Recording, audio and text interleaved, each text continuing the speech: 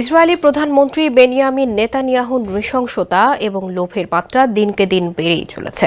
প্রতিনিয়ত বোমা মেরে, গুলি চালিয়ে এবং কৃত্রিম দুর্ভিক্ষ সৃষ্টি করে নিরীহ ফিলিস্তিনিদের হত্যা করছে ইসরায়েলি সেনারা। শুধুমাত্র হত্যা করে ক্ষান্ত হচ্ছে না নেতানিয়াহুর বাহিনী। ইসরায়েলি প্রধানমন্ত্রী এবার গাজা দখলের পরিকল্পনা করছে। তবে গাজা দখল যে এত সহজ হবে না তা বেশ ভালোভাবেই টের পাচ্ছে নেতানিয়াহু।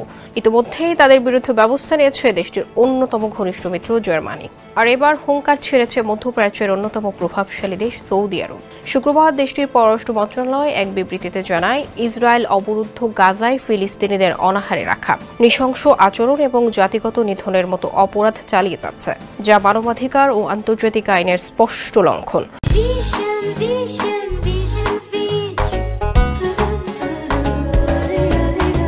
সৌদি আরবের এই প্রতিক্রিয়া এমন এক সময় এসেছে যখন আন্তর্জাতিক মহল ইসরায়েলের গাজায় পূর্ণ দখল পরিকল্পনা নিয়ে উদ্বেগ প্রকাশ করছে এবং তা বন্ধের আহ্বান জানাচ্ছে। এক প্রতিবেদনে এই তথ্য জানায় শাফাক নিউজ।